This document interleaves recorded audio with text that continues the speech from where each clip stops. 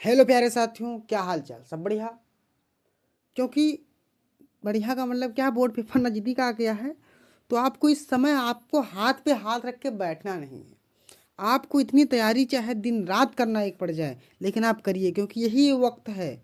बाद में आपके पास कुछ बचेगा नहीं आपको खोने के लिए कि सर आप क्या खोएं। क्योंकि यही वो वक्त है, इसी पे आपको खरा उतरना है सर। इसी को आप दुनिया रिजल्ट देखती है, आपकी मेहनत नहीं देखती कि पूरे साल आपने क्या पढ़ा है। आपको इस वक्त में मेहनत करना है, इसी लास्ट टाइम में मेहनत करना है। 15 से 20 दिन या 10 दिन बचे हुए हैं। हालांकि ये वीडियो आप चाहे पेपर के एक दिन पहले देख रहे हो, या फिर इस वीडियो को आप एक हफ्ता पहले देख रहे हो, लेकिन आपको दिन रात एक कर देना है, मेहनत करनी है प्यारे दोस्त। तो इसलिए आपको जो भी बायोलॉजी में टिप्पणी वाले सवाल आते हैं, 3 से 4 मार्क्स की टिप्पणी लिखनी होती है, उस टिप्पणी को आपको लिखना है। इस बार इसको अंतिम बार समझ के पढ़ना, क्योंकि इसके बाद आपको पढ़ना नहीं है। इस बार अंतिम बार समझ के पढ़ना, ठीक है प्यारे दोस्त। हालांकि देखिए, टफ नहीं होता है रटाना, हम लोग चाहते ही नहीं है कि वो भी बायोलॉजी में हम रटा दें, ऐसा कोई सिस्टम ही नहीं बनता है, क्योंकि हम लोग बायोलॉजी को फील करके पढ़ते हैं सर। तो देखिए, पहली टिप्पणी क्या है कि अनिषेक फलन पर संक्षिप्त टिप्पणी लिखिए। देखिए, अनिषेक फलन पर संक्षिप्त टिप्पणी लिखना है, तो इसमें लिखना होगा, प्रायः निषेचन के बाद अंडाशय फल में परिवर्तित हो जाता है, लेकिन कभी कभी बिना निषेचन के ही अंडाशय फल में विकसित हो जाता है। तो इस प्रक्रिया को क्या कहते हैं? अनिषेक फलन कहते हैं, तथा इससे प्राप्त फल को अनिषेक फल कहते हैं। बस इतना करना है। जैसे केला, पपीता, संतरा, ठीक है, अनानास, ये सब क्या है? अनिषेक फलन है। क्या है? अनिषेक फलन के बहुत बड़े उदाहरण हैं, ठीक है। दूसरी टिप्पणी लिखनी है कि बिम्बुसन पर, कि बिम्बुसन पर टिप्पणी लिखे। तो बिम्बुसन पे आपको टिप्पणी लिखना है, किसी द्विलिंगी पुष्प के नर जननांगों, नर जननांग समझ रहे हैं, पुंकेसर यानी पराग कोष को उसके परिपक्वन से पहले ही हटा देने की प्रक्रिया क्या कहलाती है? बिम्बुसन कहलाती है, ठीक। कृत्रिम संकरण में पुष्प को स्वपरागण से रोकने के लिए यह काम किया जाता है। बिम्बुसन या बंध्याकरण पौधों में द्विलिंगी पुष्प के परागकोशों एवं उनकी कलिका स्थिति में ही चिमटी से निकाल दिया जाता है, और इस पुष्प का मादा जनक मतलब मादा जनक के रूप में चयन किया जाता है। बताइए, क्लियर है?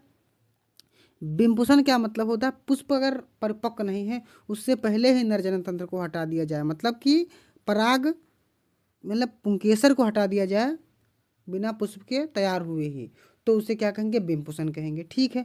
अब देखिए, अगली टॉपिक क्या है? बहुभ्रूणता। नाम से ही क्लियर हो रही है, बहुभ्रूणता। बहु का मतलब ज़्यादा, भ्रूण का मतलब बच्चा, मतलब समझ रहे हैं, बहुभ्रूणता, भ्रूण मतलब बन जाना। तो बहुभ्रूणता पर टिप्पणी लिखना है, तो इसमें लिखना होगा, प्रायः एक बीज में एक ही भ्रूण बनता है। प्रायः एक बीज में एक ही भ्रूण का विकास होता है, लेकिन कभी कभी एक ही बीज में एक से अधिक भ्रूण विकसित हो जाते हैं। तो इस घटना को हम कहते हैं बहुभ्रूणता। बहुभ्रूणता की खोज सर्वप्रथम किसने किया था? तो सर्वप्रथम एंटोनी वॉन लीeuwenhoek नामक वैज्ञानिक ने किसमें किया था? संतरे में किया था। इसको ऑप्शनल में कभी कभार पूछ लेता है कि बहुभ्रूणता का सर्वप्रथम किस फल में मतलब देखा गया या उसको पाया गया। तो आपको याद रखना है कि एंटोनी वॉन हॉक ने जो है संतरे में सर्वप्रथम क्या किया? बहुभ्रूणता का अध्ययन किया या समझाया, पढ़ा, ठीक है। आपको इस क्वेश्चन में कोई दिक्कत नहीं होगी। देखिए, अगला क्वेश्चन क्या कहता है, मतलब कि अगली टॉपिक क्या कहती है, समझ रहे हैं। अब देखिए, बहुभ्रूणता आप क्लियर कर लिए, तो बहुभ्रूणता के बाद आपको क्या करना है? देखिए, बहुभ्रूणता के बाद आपको देखना है कि जो है क्या पेपर में आ सकता है। तो बहुभ्रूणता आता है, मतलब जो मैं इसमें टॉपिक ले रहा हूँ ना, डायरेक्टली आपको ये समझ लेना है कि बिल्कुल आना ही आना है, इससे बाहर के नहीं आते हैं एक प्रश्न। देखिए, क्रोमैग्नॉन, क्रोमैग्नॉन मानव पर संक्षिप्त टिप्पणी लिखना है। तो क्रोमैग्नॉन मानव जंतु वैज्ञानिक, मतलब क्रोमैग्नॉन मानव का जंतु वैज्ञानिक नाम होमोसेपियंस फिसिलिस है। यानी क्रोमैग्नॉन मानव आधुनिक मानव से अधिक समीप है। आधुनिक मानव का विकास लगभग 10,000 वर्ष पहले पूर्व मैग्नॉन मानव से चतुर्थ कल्प में हुआ। क्रोमैग्नॉन मानव लगभग 50,000 वर्ष पूर्व विकसित हुए। इनकी लंबाई लगभग 150 से 180 सेंटीमीटर थी। इनका चेहरा जो था चौड़ा था, भौहें हल्की तथा थोड़ी स्पष्ट थी। एक कला प्रेमी और बुद्धिमान, और क्या करते थे? मुर्दे को दफनाते थे। क्या करते थे? मुर्दे को दफनाते थे। कौन? तो क्रोमैन मतलब क्रोमैग्नॉन मानव जो है क्या करते थे, एक कला प्रेमी भी थे, बुद्धिमान भी थे, और ये मुर्दे को क्या करते थे, दफनाते भी थे। ठीक, इनका चेहरा कैसा था, तो इनका चेहरा था हमारा जैसे जैसे इनका चेहरा था चौड़ा। ठीक, भौहें हल्की थीं तथा थोड़ी स्पष्ट दिखाई दे रही थीं। इनकी लंबाई जो थी तो 150 से 180 सेंटीमीटर थी। देखिए इसमें जो हमने चित्र में बनाया है, आपको चित्र दिखाया है, इसमें स्पष्ट रूप से आपको दिख रहा होगा कि कैसे के जो है क्रोमैग्नॉन मानव थे। ठीक है, अब एक चीज़ आप क्वेश्चन में बताइए, क्रोमैग्नॉन की जो है सर्वप्रथम जो है कि लंबाई कितनी थी। ठीक, सर्वप्रथम नहीं मतलब लंबाई हमने भी कितनी बताई, आप अगर ध्यान दिए होंगे तो आप बता ले जाएंगे। देखिए, परख नली शिशु यानी टेस्ट ट्यूब बेबी पर संक्षिप्त टिप्पणी लिखिए। टेस्ट ट्यूब बेबी पर संक्षिप्त टिप्पणी लिखिए। तो टेस्ट ट्यूब बेबी क्या है, एक तकनीक है, यह एक तकनीक है उन दंपतियों के लिए, दंपति मतलब कपल्स, उन दंपतियों के लिए प्रयोग में लाई जाती है जिसमें या तो पुरुष के वीर्य में शुक्राणुओं की कमी होती है या फिर स्त्री में गर्भ नहीं ठहरता। तो इस तकनीक में प्रयोगशाला समझ रहे हैं, लैब जिसको बोलते हैं, प्रयोगशाला में पत्नी के अंडाणुओं को पति के शुक्राणुओं के साथ परख नली में निषेचित कराया जाता है। इसके बाद तैयार भ्रूण को फैलोपियन ट्यूब में डायरेक्ट स्थानांतरित कर दिया जाता है तथा जहाँ पर भ्रूण का विकास स्त्री में होता है सामान्य रूप से होता है। ठीक, तथा 9 माह के बाद बच्चे का जन्म होता है। तो इस प्रकार से शिशु प्राप्त होता है। तो इस शिशु को क्या कहते हैं, हम परख नली शिशु कहते हैं। अब देखिए बहुत से बच्चों का एक क्वेश्चन था, टेस्ट ट्यूब बेबी मतलब क्यों, टेस्ट ट्यूब मतलब परख नली में तैयार हुआ, ऐसा बिल्कुल नहीं है। परख नली में तैयार नहीं हुआ है, उसकी जो है निषेचन केवल परख नली में हुआ है। जब तक वो भ्रूण नहीं बन जाता तब तक वो परख नली में रहता है, लैब में रहता है। उसके बाद जैसे भ्रूण बन जाएगा उसको क्या किया जाएगा, जो फैलोपियन ट्यूब होती है मदर की, उसमें उसको डाल दिया जाएगा। बताइए क्लियर है कि नहीं क्लियर है। इसको भी, इसके बाद अगर नहीं क्लियर है तो आप की तैयारी करने की आवश्यकता भी है, अभी आप टाइम दे सकते हैं। ठीक है, देखिए प्रश्नली शिशु का हमने चित्र भी लेकर के आया हूँ। तो देखिए इसमें जो आपको दो पकड़े हुए हैं टेस्ट ट्यूब बेबी, ऐसा ही होता है टेस्ट ट्यूब बेबी, लेकिन इसमें ज़्यादा बड़ा बच्चा देखा गया है। बच्चा ऐसा नहीं होता, बच्चा जो इसमें ये वाला है ग्रीन वाला इमेज है, इस टाइप का बच्चा होता है इसमें। ठीक है, अब देखिए अगली जो है टिप्पणी लिखना है, क्या है उस पर पढ़ना पढ़िए थोड़ा सा, कि चिकित्सीय सागर्भता समापन यानी एमटीपी पर टिप्पणी लिखिए। तो चिकित्सीय सागर्भता, देखिए नाम से चिकित्सीय मतलब डॉक्टरी, और सागर्भता मतलब बच्चा पलने, समापन का मतलब खत्म कर देना, मतलब बच्चा पलने वाले को चिकित्सा रूप से समाप्त कर देना, चिकित्सीय सागर्भता समापन कहलाता है। तो गर्भविधि पूर्ण होने से पहले ही भ्रूण को समाप्त कर देना चिकित्सीय सागर्भता समापन कहलाता है। यह प्रक्रिया गर्भावस्था के प्रथम तिमाही अथवा 12 सप्ताह के तक ही सुरक्षित है। मतलब प्रथम तिमाही तक आप बच्चा मतलब वो करवा सकते हैं। ठीक है, और या फिर 12 सप्ताह तक के आप समापन करा सकते हैं। ठीक है, यह प्रक्रिया कानूनन अपराध है। यह प्रक्रिया एक ध्यान दीजिए, यह प्रक्रिया जो है कानूनन अपराध है, लेकिन कुछ ऐसी परिस्थितियाँ होती हैं जिनमें यह कराना आवश्यक पड़ जाता है। जैसे बलात्कार के केस में, बलात्कार में उत्पन्न शिशु, ठीक, असुरक्षित यौन संबंध, असुरक्षित समझ रहे हैं, कोई बीमारी है या कोई चीज़ एक है, ठीक, उत्पन्न अनचाहा गर्भ, मतलब हमने चाह नहीं है, अनचाहा गर्भ का समझ रहे मतलब उसकी कोई आवश्यकता नहीं है, फर्जी गर्भ हो जाए तो अनचाहा गर्भ हो जाए। शिशु में जन्मजात रोग, शिशु क्या है, जैसे कोई जीनी कैरेक्टर से मदर में है पिता में है तो वहाँ पे इसको क्या कहेंगे, जन्मजात रोग कहेंगे। गर्भ निरोधक गोलियों के विफल होने पर, अब गर्भ निरोधक गोलियाँ बताइए क्या होगी, मालाडी हो सकती है और क्या होगी, सहेली होगी। आप किसी दो गर्भ निरोधक गोली को कमेंट्स में दीजिए ताकि देखें आपकी तैयारी कितनी बेहतर है। और हाँ इसको यार देकर जाइए, चूंकि आप इतना पढ़ें तो 2 तो कमेंट करना ही पड़ेगा यार, करके जाना, समझ गए। अब देखिए यहाँ पे क्या होता है, कभी कभार जैसे कोई रेपिस्ट ओपिस्ट हो जाए, समझ गए, रेप ओप हो जाए, उसमें अगर बच्चा पल जाए तो उससे क्या करना पड़ेगा भाई, उसको तो निकलवाना ही पड़ेगा। तो इसीलिए उसको कैसे करते हैं, चिकित्सीय सागरता समापन द्वारा खत्म किया जाता है, यानी एमटीपी के द्वारा खत्म किया जाता है। इसकी टिप्पणी आप ज़्यादा अच्छे से समझ गए होंगे, है ना, इसमें कोई आपको दिक्कत नहीं होगी। ठीक है, तो चिकित्सीय सागरता समापन आप समझ चुके हैं। अब देखिए इसमें कोई हमने चित्र नहीं लेके आए हैं, चित्र इसमें नहीं लेकर गए, क्योंकि इसमें क्या चित्र लेना है, देखिए फिर से समझा दें, कहिए तो चलिए फिर से समझा देते हैं। गर्भ विधि पूर्ण ना होने से पहले, मतलब कि 9 माह पूर्ण ना होने से पहले ही अगर बच्चा आप निकलवाना चाहते हैं तो 9 माह ना पूर्ण होने दीजिए। कैसा, 3 महीने मतलब 3 सप्ताह के अंदर। ठीक, या 12 सप्ताह के अंदर ही क्या हो जाए, चिकित्सा का व्यवस्था समापन सुरक्षित रहता है, अन्यथा क्या हो जाता है, बहुत दिक्कत पड़ती है। ठीक है, महिलाओं को दिक्कत झेलना पड़ता है, डॉक्टर्स को दिक्कत झेलना पड़ता है। तो इसीलिए आप क्या करिए, 12 सप्ताह तक के ही इसको समापित करवा दीजिए। ठीक, यह एक प्रक्रिया जो है कैसी है, एक अपराधी प्रक्रिया है, कानूनन अपराध है। लेकिन क्या करिएगा, थोड़ी बहुत जो परिस्थितियाँ गलती हो जाती हैं आपसे और मतलब डिफरेंट पार्टी से, तो आपको करवाना ही पड़ेगा। जैसे रेप हो जाए, ठीक, असुरक्षित यौन संबंध हो जाए और उत्पन्न अनचाहा बच्चा हो जाए, ठीक, शिशु में जन्मजात रोग हो जाए, गर्भ निरोधक गोलियों को विफल हो जाने पर इन सबको जो है उपयोग किया जाता है, इन सब प्रक्रियाओं का। अब देखिए एक चीज़ ध्यान देना, हमने कहा गर्भ निरोधक गोली का कमेंट्स में नाम देना है, तो आपको कमेंट्स में नाम दे के जाना है, चाहे जैसे दीजिए, ठीक है, चाहे आप सर्च करके दीजिए, चाहे जहाँ से दिखे, लेकिन आपको दे करके जाइए एक दो नाम, क्योंकि आप अगर सर्च करेंगे ना तो शायद आपको याद हो जाए और आ जाए पेपर में गर्भ निरोधक गोलियों का नाम लिखे 2 नंबर में, तो आप हम मतलब घूमेंगे नहीं, आप तुरंत लिख देंगे। ठीक है, तो आपको ये चिकित्सा साक्षरता समापन समझ में आ गया हो।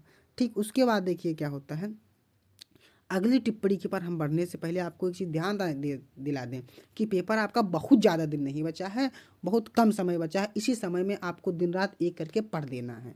ठीक है, क्योंकि आपका रिजल्ट लोग देखते हैं, आपको नहीं देखते हैं कि सर आप गोरे हैं काले हैं। ठीक है, आपको इसको नहीं देखते हैं, आपका रिजल्ट देखा जाएगा। आपको जब कोई चीज़, हर एक चीज़ में अब तो रिजल्ट है भाई।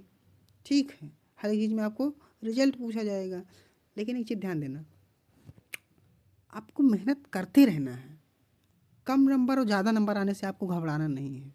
ठीक, जो भी है सब तेरा है, जो भी किया है सब तुमने किया है, तुम्हारे ऊपर सब डिपेंड करता है क्या करोगे क्या नहीं करोगे। ठीक है, बाकी आप टेंशन न लीजिए यार, हम लोग हैं। अगर आप कमेंट्स करिएगा ना तो फिजिक्स का भी कर देंगे, केमिस्ट्री का कर देंगे, बायोलॉजी का कर देंगे। बायोलॉजी का हम करिए, इससे बाहर आपको टिप्पणी नहीं पढ़ना है कि आप कहीं से दूसरी वीडियो देख लें। जो बढ़ाऊँगा यही आएगा, ये गारंटी मैं देता हूँ।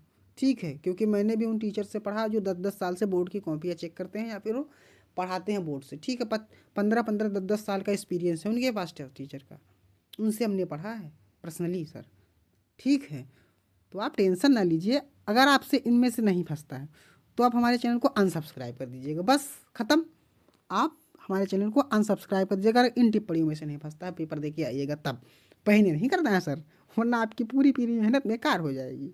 ठीक है, तो उल विभेदन या एमनियोसेंटेसिस, उल विभेदन या एमनियोसेंटेसिस पर संक्षिप्त में टिप्पणी देना। अब देखिए संक्षिप्त में सब कुछ रहता है, इसी को अगर आप कॉपी में लिखेंगे ना तो एक पेज भर जाएगा, इसीलिए हम यहाँ पे शॉर्ट लिखे हैं, आपको समझ आ रहा होगा। तो देखिए यह एक ऐसी तकनीक है जिसका उपयोग करके गर्भावस्था में भ्रूण के गुणसूत्रीय असामान्यताओं तथा अन्य अव्यवस्थाओं की जानकारी के लिए किया जाता है। इसमें गर्भ से एमनियोटिक द्रव, मतलब क्या है, गर्भ जब भ्रूण होता है तो उसमें एक सिरिंज डाल के निकाल लिया जाता है, इंजेक्शन के माध्यम से निकाल लिया जाता है, तथा इस दरों का नमूना जो है लेकर इसमें गुणसूत्र की असामान्यताओं का निरीक्षण किया जाता है। लेकिन इसके द्वारा लिंग की भी जांच हो सकती है सर। पूछ ले कि उल विभेदन क्या है तो आप लिख भी सकते हैं कि लिंग की जांच कराने को उल विभेदन कहते हैं। यही कारण है कि आजकल इस तकनीक का दुरुपयोग होकर कन्या भ्रूण हत्या को बढ़ावा दिया जा रहा है। ठीक, भारत सरकार ने लिंग परीक्षण पर बहुत बड़ा गैर कानूनी अपराध घोषित कर दिया है और इसको मानना ही पड़ेगा, क्योंकि देखिए कन्या भ्रूण हत्या जो है बहुत गलत चीज़ है। ठीक है, बहुत लोग लिंग चेक कराएंगे, अगर लड़की है तो मरवा दो भाई, लड़का है तो भाई लड़का है तो वंश, एक गलत फहमी है। ठीक है, लेकिन आप लोग समझदार हैं, आगे चल के ऐसा नहीं करेंगे। ठीक है, ठीक है, तो आप लोग समझते रहिए। देखिए टीकाकरण यानी वैक्सीन क्या है, आपने कोरोना काल में वैक्सीन लगवा ही लिया होगा, बहुत से जो पगलेट थे लगवा ही लिए होंगे। ठीक है, क्योंकि आप ही को ज़्यादातर इन सब में थी। तो देखिए टीकाकरण यानी टीकाकरण यानी क्या हो जाएगा, टीकाकरण पर संक्षिप्त टिप्पणी लिखना है, यानी वैक्सीन पर संक्षिप्त टिप्पणी लिखना है। कभी कभार पूछ लेगा वैक्सीन पर संक्षिप्त टिप्पणी लिखिए, तब क्या करेंगे, इसी को लिखना है कि मृत निष्क्रिय सूक्ष्मजीव, पहले सक्रिय रहते हैं उनको केमिकल द्वारा निष्क्रिय किया जाता है। सूक्ष्मजीवों या उनके उत्पादों से बने पदार्थ को टीका कहते हैं। ठीक, तथा टीका को शरीर में प्रवेश कराने की प्रक्रिया को ही टीकाकरण कहा जाता है। टीकाकरण की विभिन्न प्रकार के रोग जैसे पोलियो, थिप्पी, डिप्थीरिया, काली खांसी, टिटनेस, टिटनेस समझते हैं जब काट पीट दे मार हो जाए, ठीक, टिटनेस, चेचक आदि रोगाणुओं के विरुद्ध सक्रिय उपार्जित प्रतिरक्षा प्रदान करना।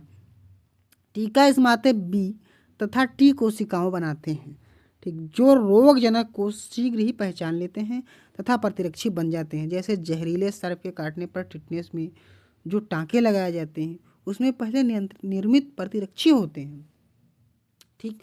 बहुत से बच्चों को सांप काटा होगा, उनको लगता होगा क्या टीका, तो उस टीका कैसा बनाएगा, तो उसे कैसे बनाते हैं बताइए। उससे कभी ना कभी आप सूक्ष्म जीव को क्या करते हैं, एक सक्रिय करके आपके शरीर में डाल दिया, वही टीकाकरण हो जाएगा। देखिए इसमें बच्चे के आसानी से समझाया गया है कि बच्चे को कुछ रहा होगा उसके लिए एक जो नर्स है या डॉक्टर से टीका लगा रहे हैं, ठीक है, इसको आप आसानी से समझ सकते, इसी टीकाकरण है, ठीक है। अगली टिप्पणी लिखना है जैव उर्वरक, ये मोस्ट इम्पॉर्टेंट है, यही आया था आपकी प्री बोर्ड में शायद, और यही अब 2025 में 24 में 23 में लगातार पूछा जा रहा है जैव उर्वरक। एक कभी कभार तो 3 नंबर में 4 नंबर में पूछ लेता सर, तो इसमें आपको घबराने की आवश्यकता नहीं है।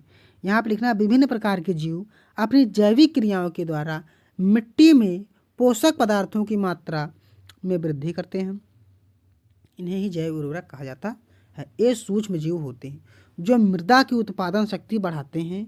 ये फसल को अकार्बनिक पोषण पदार्थ की उपलब्ध कराते हैं, जैसे राइबोजियम, नेस्टॉक, एनाबिना आदि हैं, ठीक।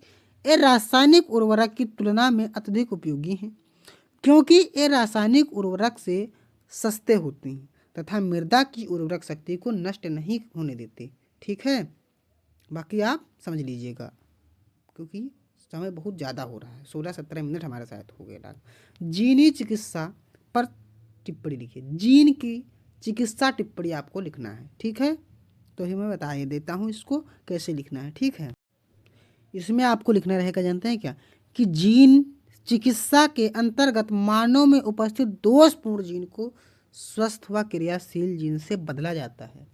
देखिए आप जैसे पुराने चप्पल को नए चप्पल में बदलते हैं, पुराना चप्पल टूट गया, बेकार है, टाइट है, तो आप बदलते हैं।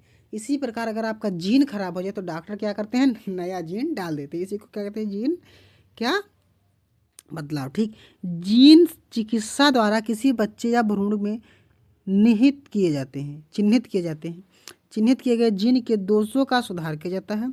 इसमें रोगों के उपचार के लिए जीन को व्यक्ति की कोशिकाओं या ऊतकों में प्रवेश कराया जाता है, जो निष्क्रिय जीन की क्षति पूर्ण करके उसके कार्यों को संपन्न कर देते हैं, ठीक। जीन चिकित्सा का पहला प्रयोग 1990 ईस्वी में एक 4 वर्षीय लड़की में एडिनोसिन डाईएमिनेज की कमी को ये किया गया था, ठीक। तो जीन वो हो जाएगा। चप्पल बदलना तो क्या कहेगा, चप्पल की बदलाई, और जीन बदलना तो जीन का बदलाव, ठीक है।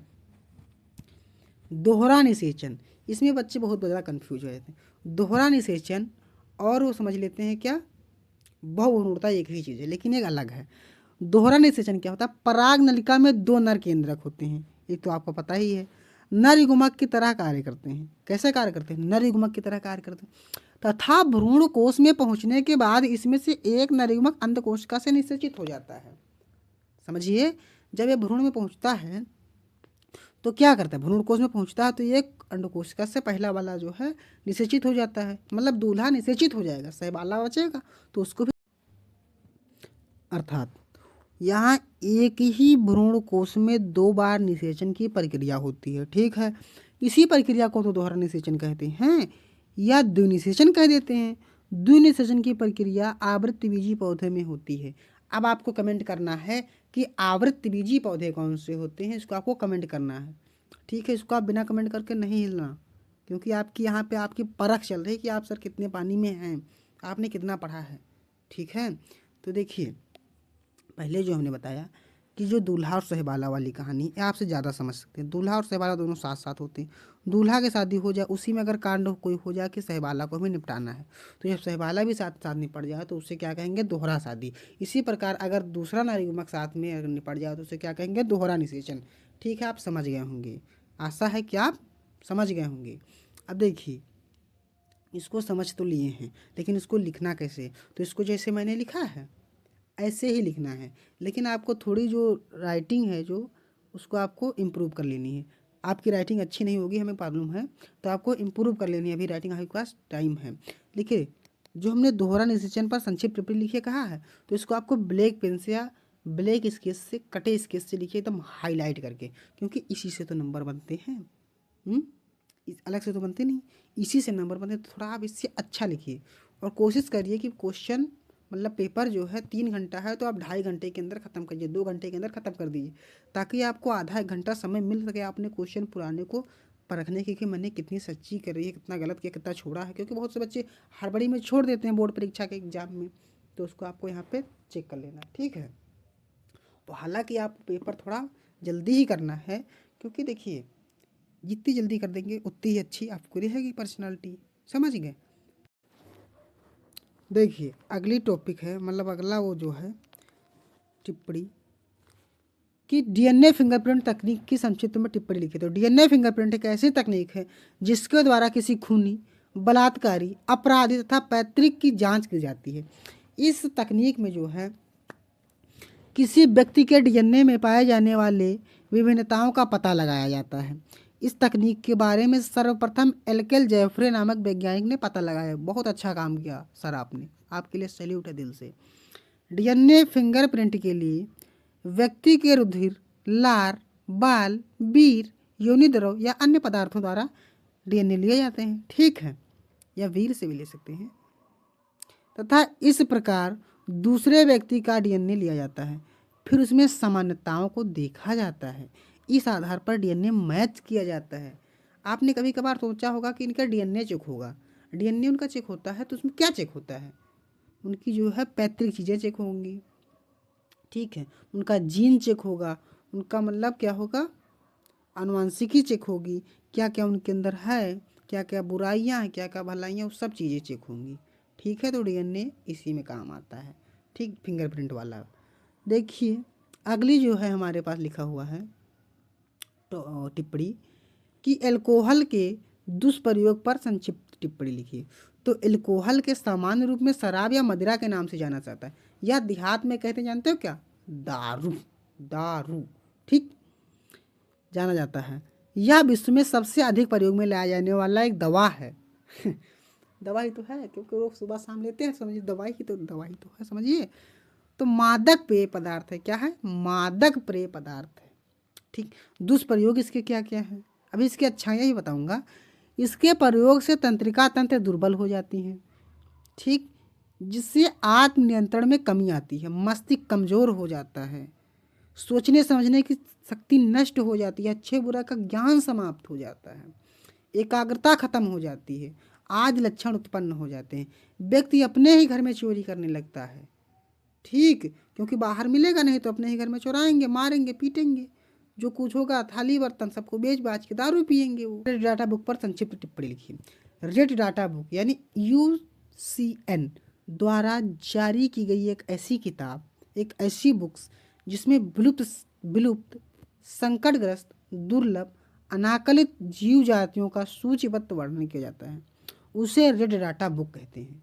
अब देखिए IUCN जो है का मुख्यालय स्विट्जरलैंड में, इंडिया में तो कुछ है ही नहीं सर, कहाँ है, स्विट्जरलैंड में है। रेड डाटा बुक की सहायता हमें संकटग्रस्त जीवों की जानकारी को आसानी से उपलब्ध कराता है।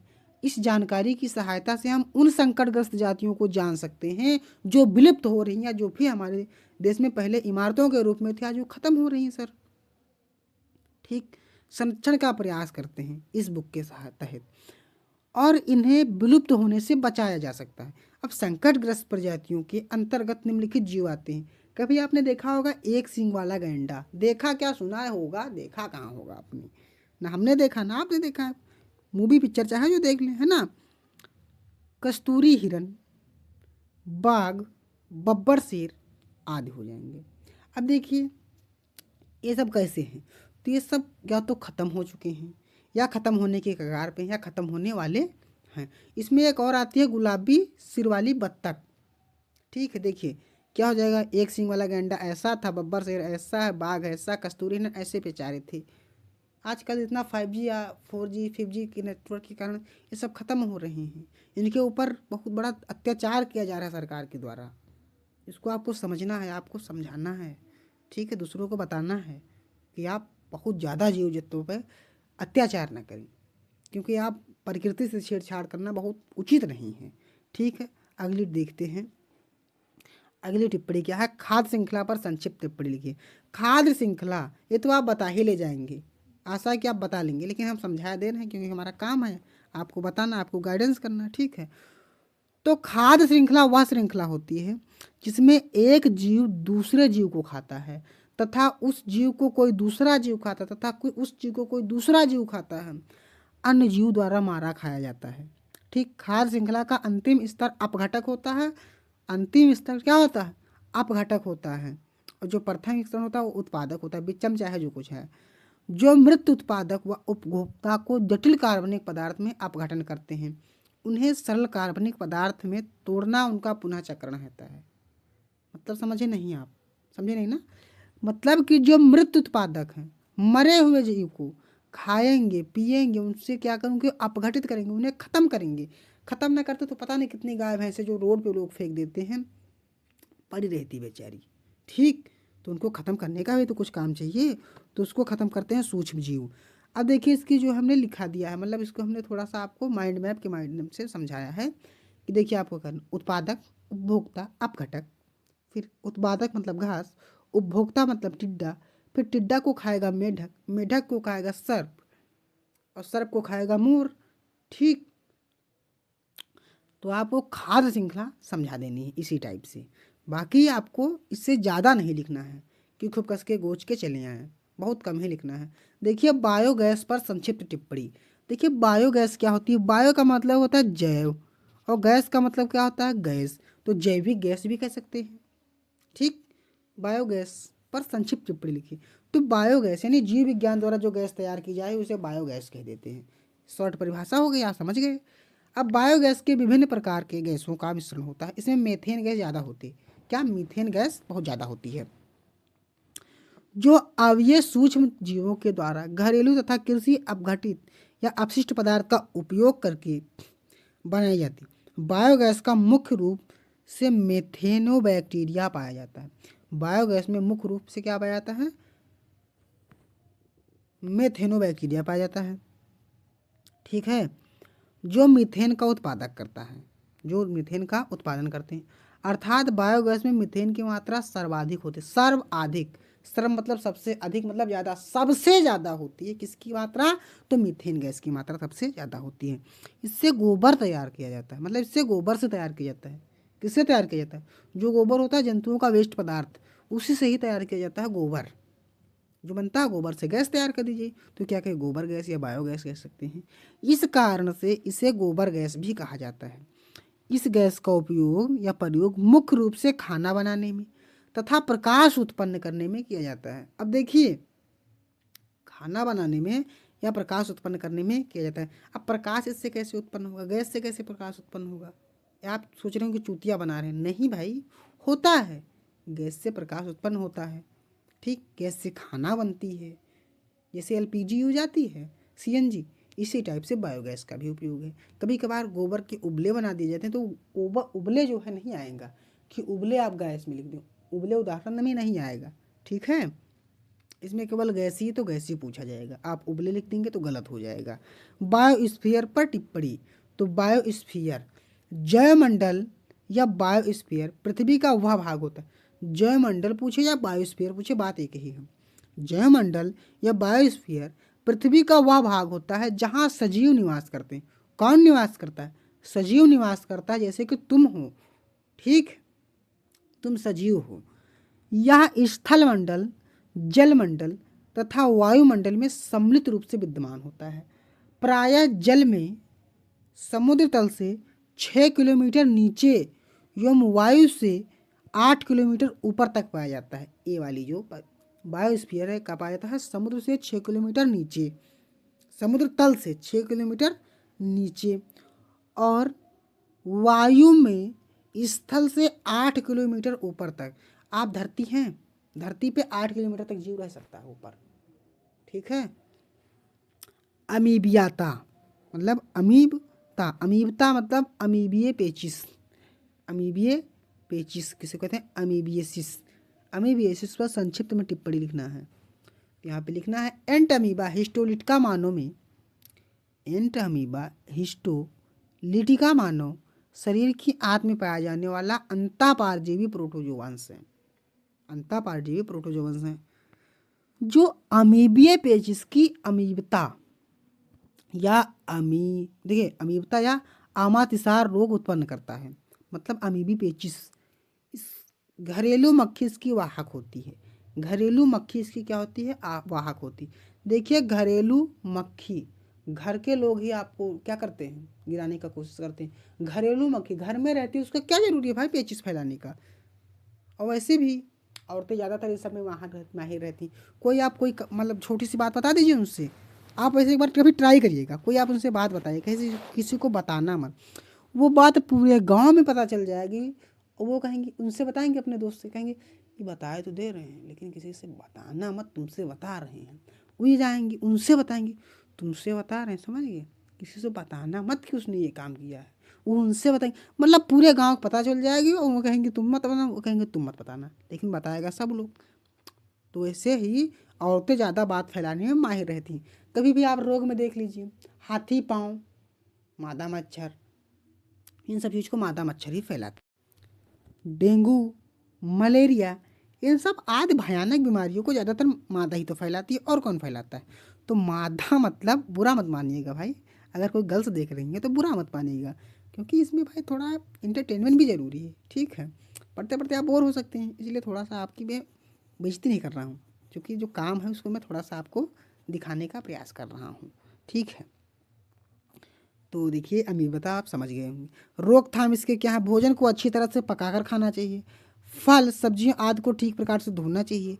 नंबर 2, नियमित रूप से नहाना चाहिए डेली, नाखून काटना चाहिए, भोजन से पूर्व हाथ धोने चाहिए, स्वच्छ जल का प्रयोग करना चाहिए, रोगी को स्वस्थ मनुष्य से अलग रखना चाहिए। अब देखिए यहाँ पे लिखा नियमित रूप से नहाना चाहिए, इसमें ऐसे ऐसे बच्चे होंगे ना, एक हफ्ते से नहीं नहाएंगे इस ठंडी में, ठीक है। तो नियमित रूप वो भी हो सकता है एक हफ्ते। तो ये साफ सफाई जरूरी है भाई, लड़कों को कोई बीमारी नहीं होती ज़्यादातर, ठीक है। देखिए जैव विविधता पर संक्षिप्त, जैव विविधता संचरण पर संक्षिप्त टिप्पणी लिखना। तो जैव विविधता संचरण मतलब जैव विविधता संचरण का अर्थ है पृथ्वी पर पाए जाने वाले विभिन्न जीवों की रक्षा करना है। इसके लिए वन संरक्षण, राष्ट्रीय उद्यान, अभ्यारण्य और वृक्षारोपण कैसे बहुत उपाय हैं, ठीक है। तो जैव मतलब बायो, विविधता मतलब क्या हो जाएगा, संरक्षण करने का मतलब जो जो चीज़, मतलब समझ रहे हैं हम, मतलब कि तो ये कैसा उदाहरण आपको दें कि डायरेक्टली समझ में आ जाए। स्थान समझ रहे हैं जहाँ पे लोग रहते हैं, उसी टाइप को कहते हैं विविधता। और जय का मतलब बायोलॉजी, तो जहाँ पर आपको उद्यान मिल जाए, अभ्यारण्य मिल जाए, वन संरक्षण मिल जाए, वृक्षा मतलब कि फैमिली टाइप मिले, उसे क्या कहेंगे, जैव विविधता कह देंगे। देखिए मानव जीनोम परियोजना, यानी मानव जीनोम परियोजना यानी ह्यूमन जीनोम प्रोजेक्ट्स पर टिप्पणी। मानव जीनोम परियोजना एक अंतर्राष्ट्रीय वैज्ञानिक परियोजना है, ये अल्लू पल्लू नहीं है, अंतर्राष्ट्रीय है भाई, ये आ सकता है पेपर में, गारंटी लेता हूँ मैं इसकी। जिसका उद्देश्य मानव डीएनए में उपस्थित सभी जीनों की पहचान कराना था। इस परियोजनाओं के अंतर्गत मानव डीएनए लगभग 3 अरब बेस फेरों से अनुक्रमण किया जाता है, 3 अरब बेस फेरों से अनुक्रमण किया जाता है। इसके परिणाम स्वरूप आनुवंशिक रोगों की पहचान की जाती है, जीन थेरेपी और अन्य जैसे रोगों की क्या कराई जाती है, पहचान कराई जाती है। अब देखिए प्रतिबंधन एंजाइम पर संक्षिप्त टिप्पणी। प्रतिबंधन एंजाइम पर, डीएनए कभी कभार बीच से काट देते हैं, तो इसलिए क्या कहें, प्रतिबंधन एंजाइम।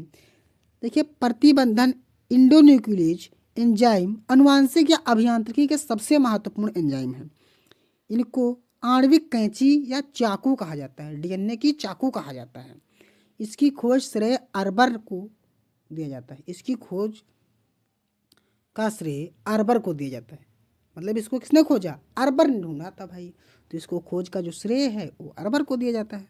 अर्बर, अर्बर, अर्बर, वाह। प्रतिबंधन एंजाइम यानी डीएनए को विशिष्ट स्थलों पर काट सकता है। यह जीवाणुओं द्वारा प्रतिरक्षा साधन के रूप में संश्लेषित होती है। देखिए वैज्ञानिक का नाम क्या था, आर्बर, इसको कहते हैं अर्बर, गांव देहात में कहते हैं अर्बर, मतलब बहुत स्पीड है इनके अंदर, ठीक है, रुकने की चाहत नहीं है, स्पीड इनके अंदर बहुत है भाई। तो इसे क्या कहेंगे, अर्बर। ठीक है, बुरा मत मानिएगा यार, थोड़ा बहुत इंटरमेंट जरूरी है। इंटर में है आप, आपको टेंशन लेना है कि इतना भी नहीं लगेगा कि पेपर दियो तक तुरंत में ख़त्म हो जाओ, ऐसा टेंशन नहीं लेना है आपको। ठीक है, चलिए अगली जो है आपके सामने स्क्रीन पे दिख रही है कि हॉट स्पॉट, मोबाइल वाला नहीं भाई, हॉट स्पॉट पर संक्षिप्त टिप्पणी लिखिए। अगर एक चीज़ इमेजिन करिए, अगर मोबाइल वाला आता तो क्या आप लिख पाते? उसमें तो सर हम माहिर हैं भाई, हॉटस्पॉट डेली देते लेते रहते हैं फ्री फायर के लिए। ठीक है, तो इसमें तो माहिर हैं, इसको तो कर ही लेते। इसी प्रकार आपको इसमें माहिर होना है। देखिए, तप्त स्थल, हॉट स्पॉट, तप्त स्थल को क्या कहा जाता है? Hot spot. पृथ्वी पर पादपों एवं जंतुओं की दुर्लभ प्रजातियों की घनी आबादी कहलाती, मतलब उच्च जैव विविधता। हमने अभी इससे पहले ही पढ़ लिया है आबादी वाले बात। तो जैव विविधता के क्षेत्र होते हैं जो मानवीय गतिविधियों द्वारा नष्ट हो जाते हैं। मानवीय गतिविधियों द्वारा क्या हो जाते हैं? नष्ट होने के खतरे का सामना करते हैं।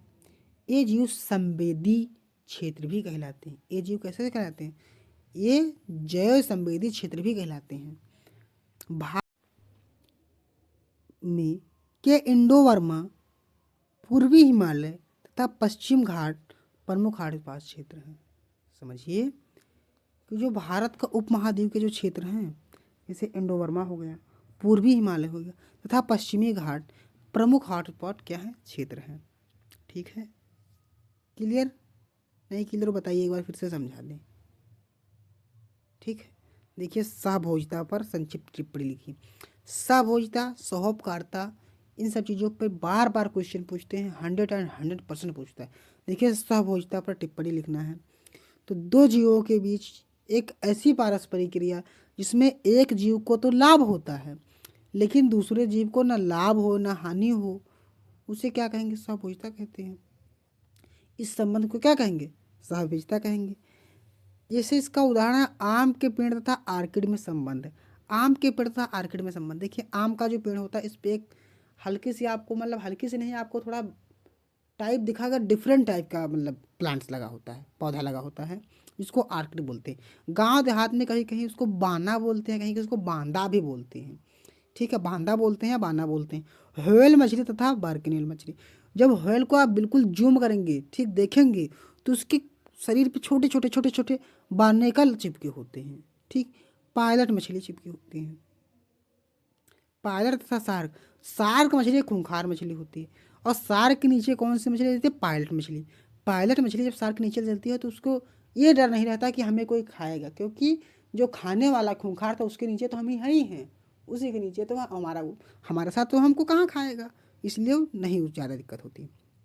देखिए सहोपकर्ता, अब क्लास जल्दी ही खत्म होने वाली है सर, आप टेंशन न लीजिए, क्लास खत्म ही होने वाली है। सहोपकारिता पर संक्षिप्त टिप्पणी लिखिए।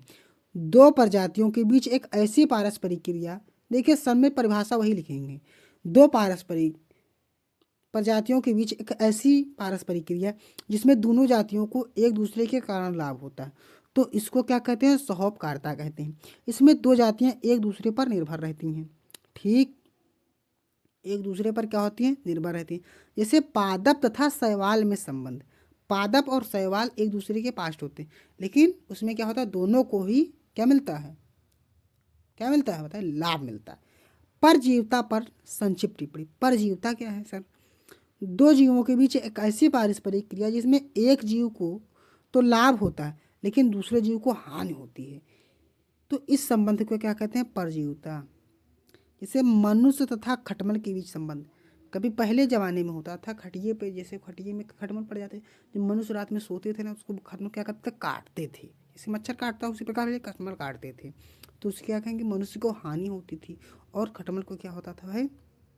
लाभ होता है। इसी प्रकार आप मच्छर कर सकते हैं, मच्छर और मनुष्य के बीच का संबंध।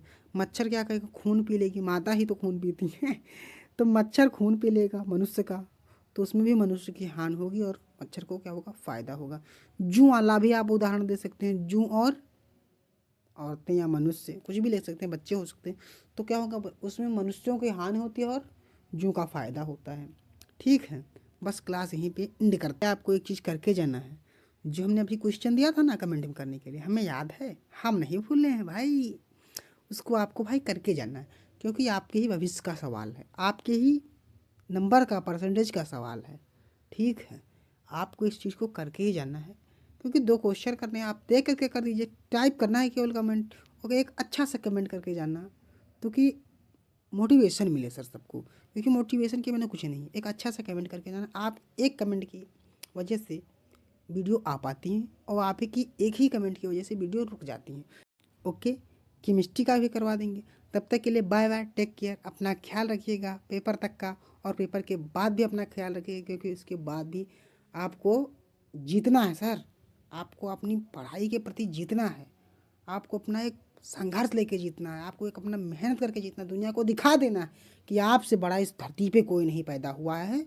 आपको करके दिखाना पड़ेगा, क्योंकि ऐसे नहीं मानती है। Bye bye, take care, thank you, धन्यवाद।